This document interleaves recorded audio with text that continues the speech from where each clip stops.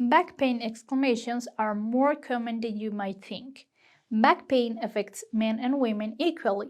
It's one of the most common disorders for which people go to the doctor or miss work. It represents one of the main causes of disability worldwide, and it's estimated that it affects 8 out of 10 people at some point in their lives, which is why it has been described as the disease of the century. To watch the Spanish version of this video, go to the description box, where you'll find a link. The back is made up of bones, muscles, ligaments, and other structures that extend from the neck to the pelvis, and the main causes of back pain are, in order of frequency, muscle strain or spasm, osteoarthritis, herniated disc, and sprains. In the vast majority of cases, acute back pain is due to muscle, ligament, and tendon strain or muscle spasm, and is more common in middle age. Its most frequent causes are 1. Keeping your head in a stooped posture or in a strange position for many hours, for example, when working in front of the computer or when reading. 2. Tension origin, that is, pain associated with tension of the muscles of the head, neck, and back due to stress, anxiety, or depression. 3. Adopting a bad posture when sleeping. 4. Improperly carrying a heavy object. And 5. Having made a sudden wrong movement that has strained the muscles of the back and the ligaments of the spinal column. Now, many times the origin of back pain doesn't come only from the muscles, but from the structures for the joints, as it happens in osteoarthritis. Osteoarthritis is a chronic disease that typically occurs in people over 60 years of age, causes destruction of the joint cartilage, and can affect 1, 2, or more joints at the same time, including, of course, those of the back. The main risk factors related to this disease are advanced age, genetic inheritance, overweight, previous joint injuries, and intense physical activity that implies stress on the joints. On the other hand, back pain can also be caused by a herniated disc. The intervertebral discs are structures that are found between each two vertebrae and serve to cushion the loads that the spine supports.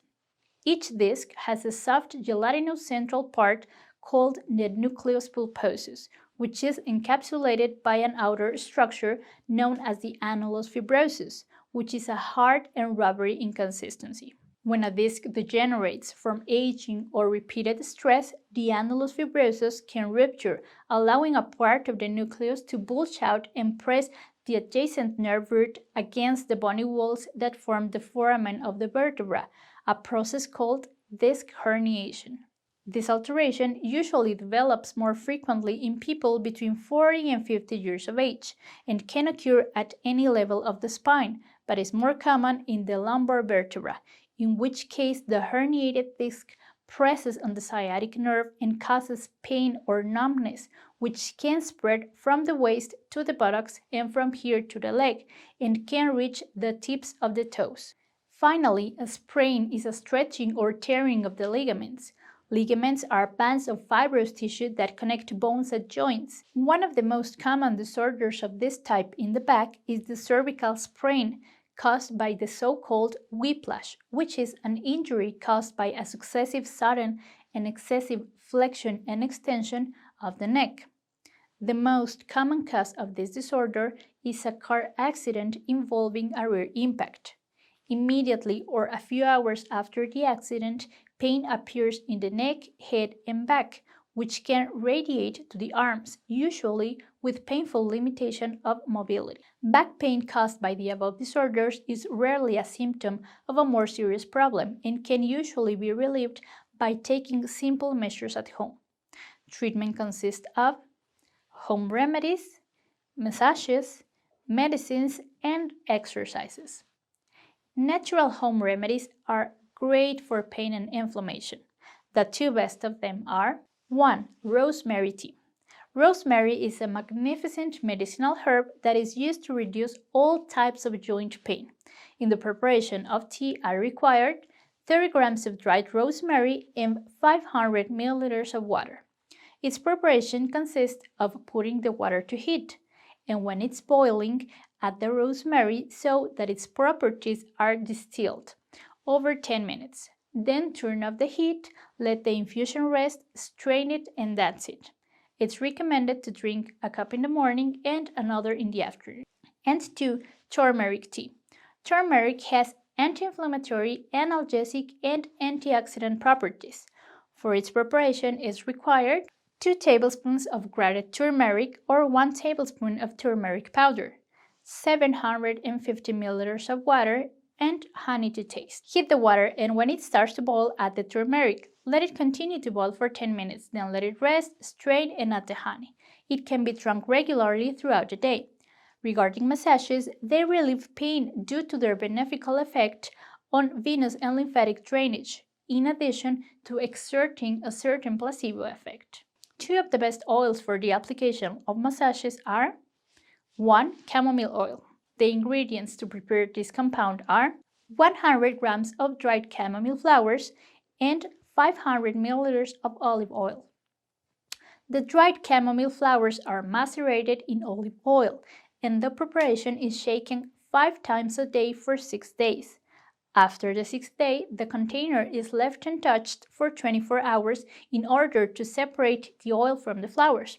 The resulting liquid is kept in a dark and tightly closed bottle and is ready to be applied. Chamomile oil is applied to the affected areas using gentle friction for 10 to 15 minutes every 12 to 24 hours. It can be indicated as a single treatment, but its effect increases if it's combined with one of the drinkable remedies described above, and it can be even applied simultaneously with taking allopathic medicines. And 2. Arnica oil. Chamomile oil can be substituted for arnica oil with equally good effects. The ingredients to prepare it are 100 grams of dried arnica flowers and 500 milliliters of olive oil. The dried flowers of arnica are macerated in olive oil, and the preparation is shaken 5 times a day for a week. After the 7th day, the container is left untouched for another week to separate the oil from the flowers. The resulting liquid is kept in a dark and tightly closed bottle and is ready to be applied. Arnica oil is applied to the back, massaging gently for 10 to 15 minutes every 12 to 24 hours.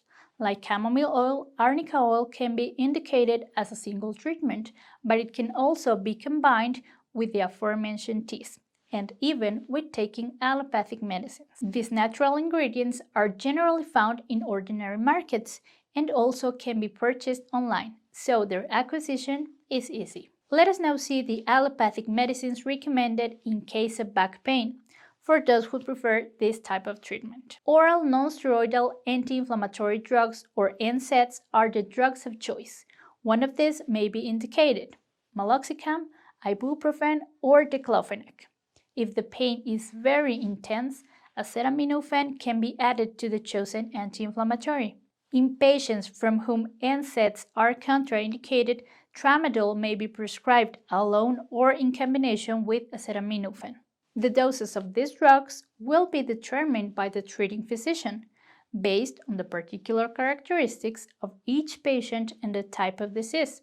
Self-medication is not advised. In cases of back pain, relative rest is recommended, which consists of avoiding sudden or excessive movements, but without completely immobilizing the body. It's advisable to perform slow and gentle exercises from 10 to 20 minutes twice a day. All exercises that give movement to the joints without excessive weight, tension, or twisting are good. For example, you can practice swimming, stationary cycling, short walks, turning the body while standing, and so on. Activities that make the pain worse should be avoided. In almost all cases, in a few weeks, the back pain will improve progressively with the treatments described above. Muscle spasms and SPRAIN will heal completely with the above procedures. As for osteoarthritis, pain will also be relieved, but it should be borne in mind that until now there is no medication or remedy that regenerates injured cartilage. So, treatment is symptomatic and aims to relieve pain and slow down the evolution of functional disability and the development of this disorder, which improves the patient's quality of life and avoid eventual surgery.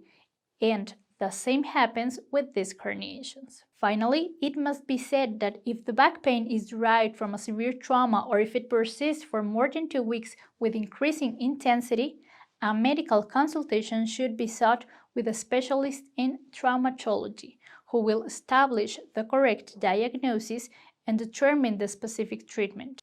And that's all for today. I hope this video will be useful for you. See you soon!